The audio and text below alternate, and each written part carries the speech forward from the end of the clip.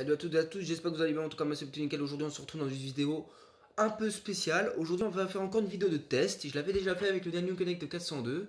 Celui-là, c'est un téléphone qui coûte un tout petit peu plus cher, qui coûte 40 euros, qui a la 4G, qui a 1 Go de RAM, 16 Go de stockage et une bonne autonomie. On va parler du Thomson. Voilà, du Thomson EG, je sais pas combien. C'est un smartphone que j'ai acheté chez Electrodépôt. Pas trop cher. Voilà, hein. On a tout ce qu'on veut là-dessus. Voilà, vous allez voir vous allez peut-être apercevoir les pixels, je pense. Donc on les voit vraiment beaucoup les pixels. Donc voilà, c'est pas un smartphone qui est totalement de bonne qualité. On est sur Android 8.0. Voilà, on n'est pas sur un Android encore très récent. Donc oui, c'est un smartphone qui serait dédié plutôt aux personnes qui veulent utiliser un smartphone pour appeler, envoyer des SMS et faire un petit peu de jeu. Comme vous voyez, je joue à des jeux comme Dynamic Soccer, PES 2020, Score Hero, donc ça fonctionne pas. Voilà, c'est ça la difficulté. Maintenant, je vais vous montrer ce qu'il a sous le capot. Normalement, si je dis pas de bêtises, dans les paramètres du téléphone, normalement, on devrait voir qu'un de stockage. Non, ils ne le disent pas. Un petit fail. Voilà. On est sur un téléphone qui a 16 Go de stockage, qui est plutôt pas mal pour un téléphone à 60 euros. Voilà. Maintenant, on va passer niveau hardware. Niveau hardware, on est sur un RM Cortex A53. Ils n'ont pas mis la licence de Mediatek. On est sur un Mediatek MT6735. Voilà, MT6737M hardware. On a un écran de 5 pouces, du 480p, 127 pixels par pouce. Comme vous voyez, utilisable, on a 12,60. Et de RAM, on a 932 qui sont exploitables par le téléphone.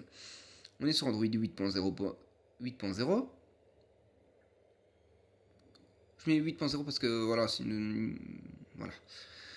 On est sur du l'OpenGL 3.1 qui reste encore très bon aujourd'hui. On a une batterie de 2000 mAh. On n'a pas de capteur de proximité comme vous pouvez le voir ici. Ce qui est un peu dommage de faire une concession pareille. Parce que pour le même prix, on peut avoir un capteur de luminosité. Maintenant, on va passer aux performances de ce téléphone et il m'a agréablement surpris avec les scores. On fait un workbench avec PCMark. On fait un score de 2316, qui est un très bon score pour ce téléphone. Voilà, je fais des tests comme ça. Voilà. On tient 3h38.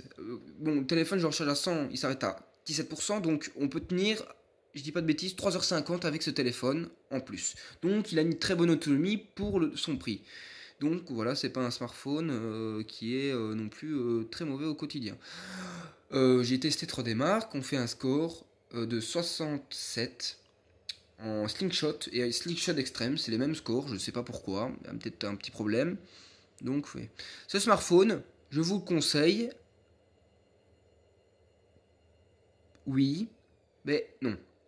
Pour les personnes qui veulent un premier smartphone pour téléphoner, envoyer des SMS, jouer à quelques petits jeux comme des Dream Soccer, un petit peu de PES. PES, vous allez oublier parce que ça bug vraiment beaucoup. Si vous voulez jouer à Candy Crush, des jeux tout simples en 2D, ça va fonctionner super bien. Le problème qu'on pourra avoir, c'est que le jeu risque d'avoir des gros ralentissements, le téléphone chauffe, la batterie perd beaucoup. On perd beaucoup de batterie, pardon. Et voilà. Et ce qui m'a agréablement surpris aussi, c'est que le GPS est aussi rapide. C'est un très bon point sur un smartphone de ce prix-là. Maintenant, on va passer à la photo.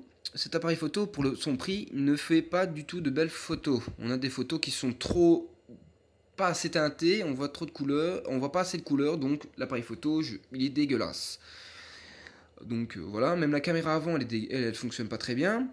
Voilà, comme vous voyez, on est sur Android 8.1.0, on est sur une version Android Go Edition. Ça permet d'améliorer les performances du téléphone, donc à la place d'avoir Android normal, déjà, qui use nettement plus de mémoire. Voilà.